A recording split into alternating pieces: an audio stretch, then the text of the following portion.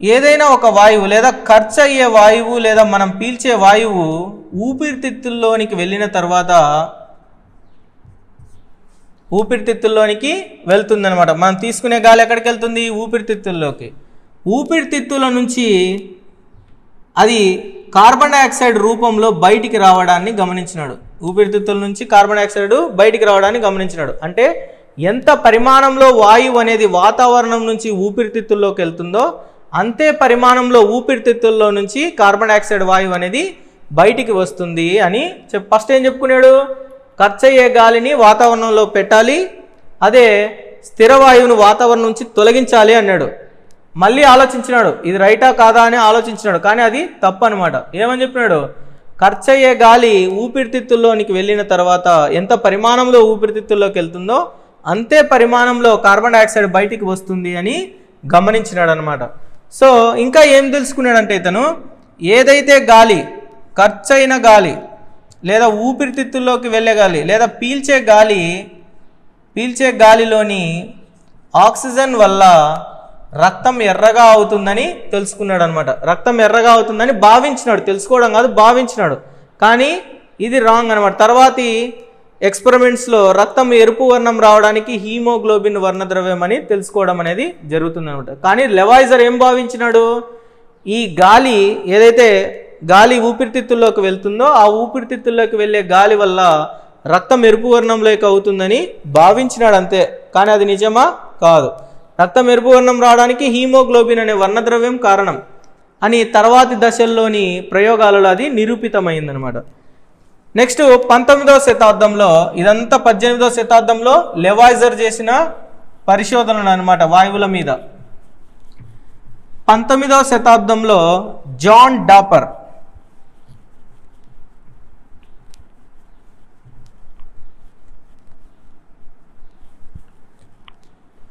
So 19వ శతాబ్దంలో రసాయన శాస్త్రవేత్త అయిన డాపర్ అని ఆయన ఏం చెప్పినాడంటే, శరీర ధర్మశాస్త్రం, మానవ శరీర ధర్మశాస్త్రం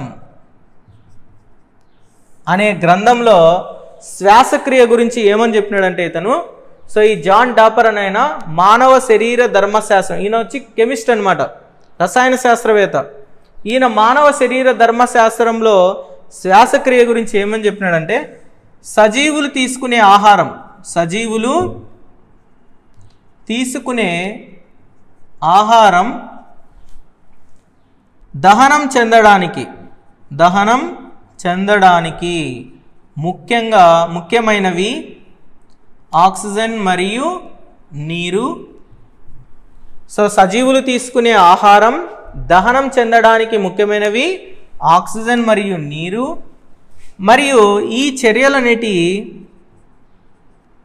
ఒకదాని మీద ఒకటి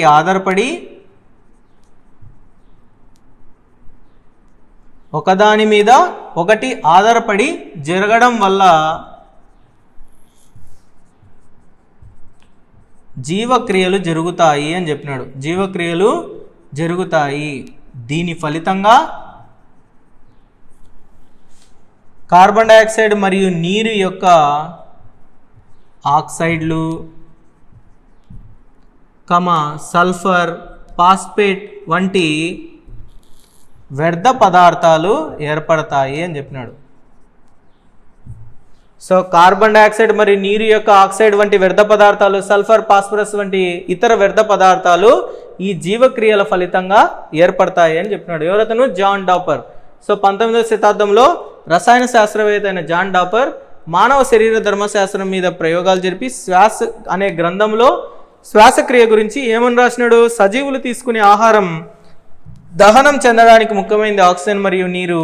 ఈ చర్యలు ఒకదాని మీద ఒకటి ఆధారపడి జరగడం వల్ల జీవన క్రియలు జరుగుతాయి. దీని ఫలితంగా కార్బన్ డైఆక్సైడ్ మరియు నీరు వంటి వ్యర్థ పదార్థాలు, సల్ఫర్, ఫాస్ఫరస్ మరియు ఇతర వ్యర్థ పదార్థాలు ఏర్పడతాయని చెప్పినాడు.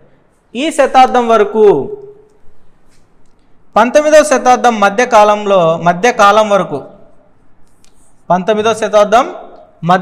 వరకు శ్వాసక్రియకు కావలసిన పదార్థాలు మాత్రమే తెలిసినాయి. శ్వాసక్రియకు ఏ పదార్థాలు కావాలో తెలుసుకున్నారు. ఏ శతాబ్దం వరకు? 19వ శతాబ్దం మధ్యకాలం వరకు శ్వాసక్రియకు ఏ ఏ పదార్థాలు కావాలో తెలుసుకున్నారు, కానీ శ్వాసక్రియలోని దశల గురించి తెలియదు. మరియు శ్వాసక్రియకు వేడిమి ఉత్పన్నానికి మధ్య గల సంబంధం ఉందని తెలుసుకున్నారనమాట శాస్త్రవేత్తలు. ఏ శతాబ్దం కాలం వరకు? 19వ శతాబ్దం మధ్య కాలం వరకు శాస్త్రవేత్తలు శ్వాసక్రియలో ఉపయోగపడే పదార్థాలను మరియు శ్వాసక్రియకు వేడిమి ఉత్పత్తికి మధ్య గల సంబంధాన్ని తెలుసుకున్నారు, కానీ శ్వాసక్రియలోని దశలను గురించి శాస్త్రవేత్తలకు తెలియదు. సో శ్వాసక్రియ గురించి పూర్తిగా లేదా క్లుప్తంగా అర్థం చేసుకోవాలంటే శ్వాసక్రియలోని దశలను గురించి తెలుసుకోవాలి. శ్వాసక్రియ యొక్క దశల గురించి తెలుసుకోవాలన్నమాట. సో శ్వాసక్రియ గురించి పూర్తిగా అర్థం చేసుకోవాలంటే శ్వాసక్రియ యొక్క దశల గురించి తెలుసుకోవాలన్నమాట. ఆల్రెడీ చెప్పినాం ఇక్కడ. పీల్చడం అంటే ఉచ్ఛ్వాసం నిశ్వాసాన్ని మొదలుకొని కణస్థాయిలో ఆక్సిజన్ వినియోగం వరకు గల మధ్య గల దశలను తెలిపేదే ఏంటంటే పీల్చడం అని చెప్పినాం. అంటే శ్వాసక్రియ యొక్క దశలు, ఈ శ్వాసక్రియ అనున్నది జీవరసాయన భౌతిక ప్రక్రియ. శ్వాసక్రియ అనున్నది జీవరసాయన భౌతిక ప్రక్రియ అనమాట. ఈ శ్వాసక్రియలో దశల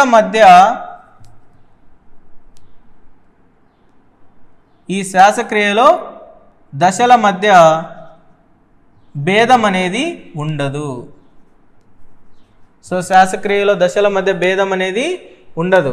సో శ్వాసక్రియను స్థూలంగా అర్థం చేసుకోవడానికి శ్వాసక్రియను వివిధ దశలుగా విభజించడం అనేది జరిగిందనమాట. శ్వాసక్రియలో వివిధ దశల మధ్య ఎటువంటి ఆటంకాలు అనేటివి ఉండవు అనమాట. సో దశల గురించి చూద్దాం. మొదటిది ఉచ్ఛ్వాసం నిశ్వాసం మొదటి దశ. రెండోది, దీని తర్వాత ఏమొస్తుందంటే ఊపిరితిత్తులలో వాయు మార్పిడి. ఊపిరితిత్తుల్లో వాయు మార్పిడి అనేది second one. Next third one వచ్చేసి రక్తం ద్వారా రవాణా. అండ్ ఫోర్త్ వన్ కణజాలాలలో వాయు మార్పిడి. లాస్ట్ వన్ కణ శ్వాసక్రియ. ఇవి దశలు. సో మొత్తము 5 దశలు ఉన్నాయి శ్వాసక్రియలో. మొత్తం దశల సంఖ్య 5. వరుసగా రాయండి అంటాడు. ఫస్ట్ వన్ ఉచ్ఛ్వాసం నిశ్వాసం, ఊపిరితిత్తుల్లో వాయు మార్పిడి, రక్తము ద్వారా రవాణా, కణజాలలో వాయు మార్పిడి, నెక్స్ట్ కణ శ్వాసక్రియ. సో దీన్ని డయాగ్రమాటిక్గా నేర్చుకుంటే చాలా ఈజీ అనమాట.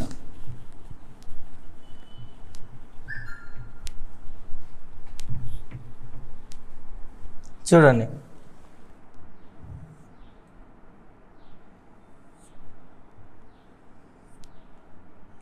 ఇది వాయుగోనులు. వాతావరణం నుంచి వచ్చే ఆక్సిజన్ ఊపిరితిత్తుల్లోని వాయుగోనుల్లోకి చేరుతుంది. అసలు నిశ్వాసం ఉచ్ఛ్వాసం అంటే ఆక్సిజన్ను లోనికి పీల్చుకోవడం, లోనికి పీల్చుకునే వాయువును లేదా లోనికి పీల్చుకోవడాన్ని ఉచ్ఛ్వాసం అంటాం. బయటికి వదలడాన్ని ఏమంటాం? నిశ్వాసం. To breathe out, breathe in breathe out. Breathe ఇన్ను ఉచ్ఛ్వాసం అంటాం, ఇన్హేల్. బ్రీత్ అవుట్ను ఎక్స్హేల్ అంటాం. సో ఉచ్ఛ్వాసం అంటే గాలిని పీల్చుకోవడం, వదలడాన్ని నిశ్వాసం అంటాం. పీల్చుకోవడాన్ని ఉచ్ఛ్వాసం అని ఫస్ట్ స్టెప్. రెండో స్టెప్ చూడు, ఆక్సిజన్ అనేది ఊపిరితిత్తుల్లోకి వచ్చింది. ఊపిరితిత్తుల్లో ఏముంటాయి? అనేక మిలియన్ల సంఖ్యలో వాయుగోనులు అనేవి ఉంటాయి.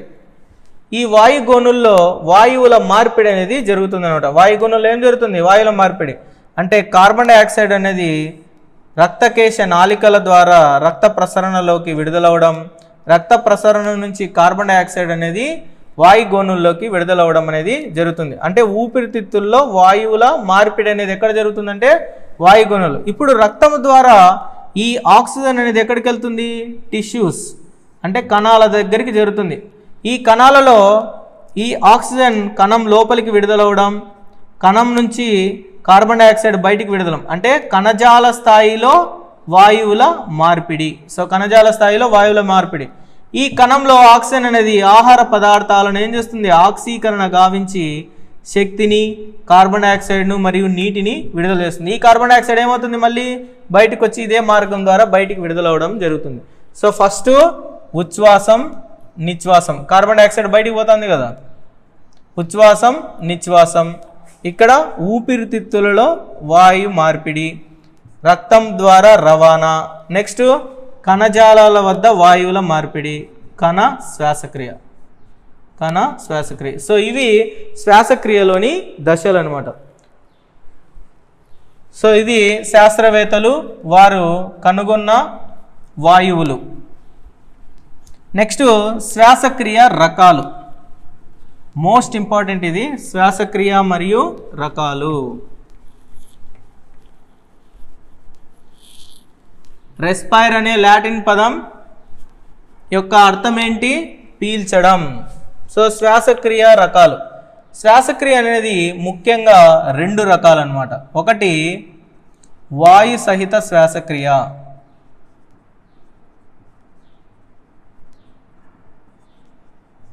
వాయు సహిత శ్వాసక్రియ. 2 అవాయు శ్వాసక్రియ.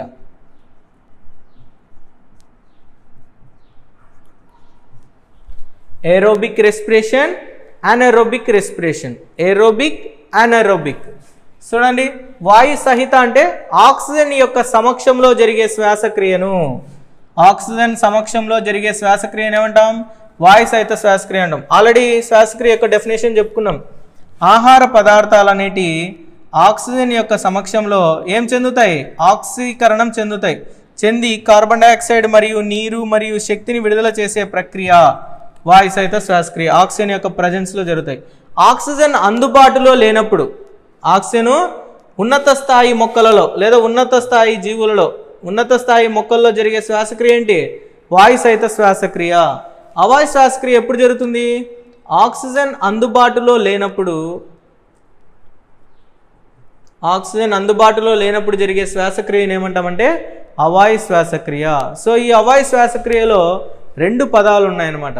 ఒకటి కిణ్వనం, దీన్ని ఇంగ్లీష్లో ఫర్మెంటేషన్. ఫర్మెంటేషన్, కిణ్వనం అంటే ఏంది, అవాయు శ్వాసక్రియ ఉత్పన్నాలు. సో ఫర్మెంటేషన్ ద్వారా ఆల్కహాల్ ఏర్పడుతుందన్నమాట.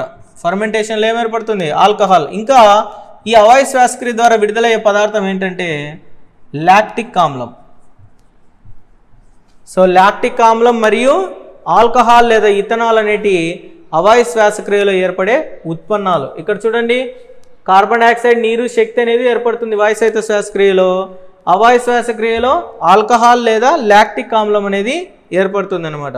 ఈ అవాయు శ్వాసక్రియలో జరిగే శ్వాసక్రియ యాంత్రికం ఏంటంటే గ్లైకాలసిస్.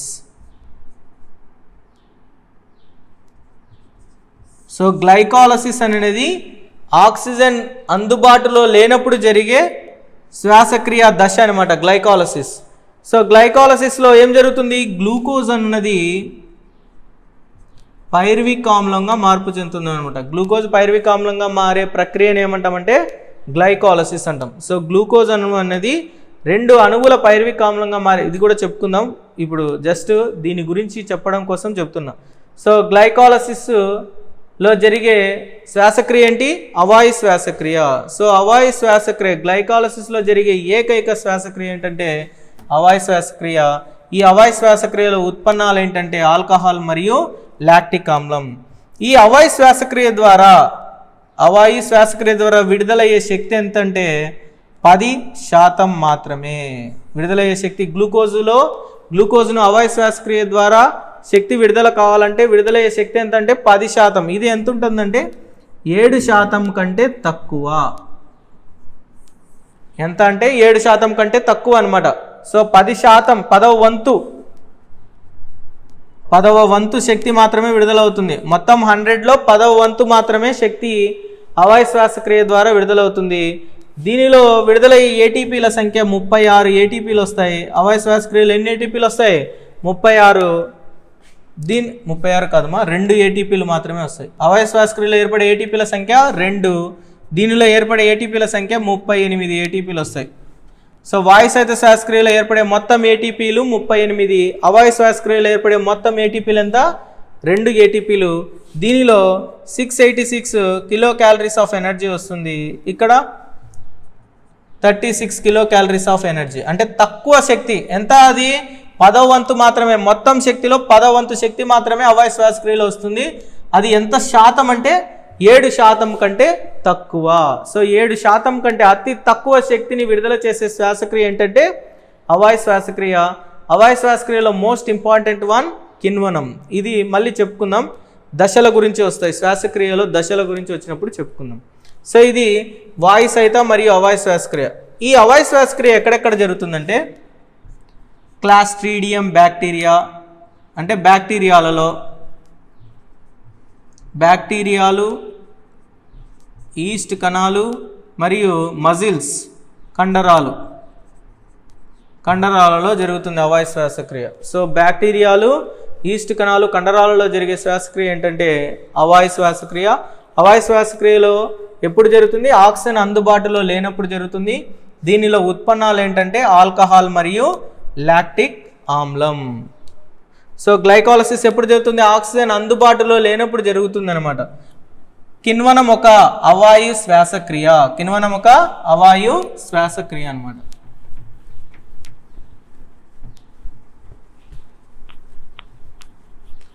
శ్వాసక్రియ అనున్నది ఎన్ని దశలలో జరుగుతుందంటే ముఖ్యంగా 3 దశలు. సో శ్వాసక్రియలో ఆహార పదార్థాలు పూర్తిగా ఆక్సీకరణం చెంది శక్తి విడుదల కావడం అనేది 3 దశల్లో జరుగుతుంది. దీనిలో మొదటి దశ గ్లైకాలసిస్. మొదటి దశ ఏంటి, గ్లైకాలసిస్. అంటే శ్వాసక్రియలో పదార్థాలు ఆక్సీకరణం చెంది శక్తి విడుదల కావడం అనేది 3 దశల్లో జరుగుతుంది. ఈ 3 దశల్లో మొట్టమొదటి దశ ఏంటంటే గ్లైకాలసిస్. ఈ గ్లైకాలసిస్ అనేది కణద్రవ్యంలో జరుగుతుంది. ఎక్కడ జరుగుతుంది, కణద్రవ్యంలో. గ్లైకాలసిస్కు ఆక్సిజన్ అవసరం అనేది లేదు. సో ఆక్సిజన్ లేనప్పుడు జరుగుతుంది,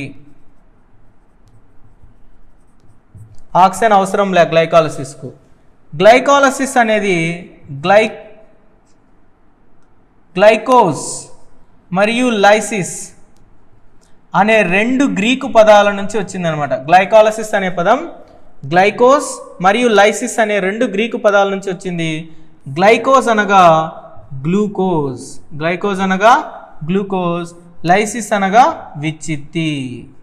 సో గ్లూకోజ్ను విచ్చిత్తి చేయడమే గ్లైకాలసిస్. గ్లూకోజ్ను ఏం చేస్తాం, ఇక్కడ విచ్చిత్తి చేద్దాం. గ్లైకోజ్ మరియు లైసిస్ అనేవి 2 గ్రీకు పదాలు. గ్లైకాలసిస్ అనే ఆంగ్ల పదం గ్లైకోజ్ మరియు లైసిస్ అనే 2 గ్రీకు పదాల నుంచి వచ్చింది. గ్లైకోజ్ అనగా గ్లూకోజ్, లైసిస్ అనగా విచ్చిత్తి, to break down. So glycolysis అంటే గ్లూకోజ్ను విచ్చిత్తి చేయడం.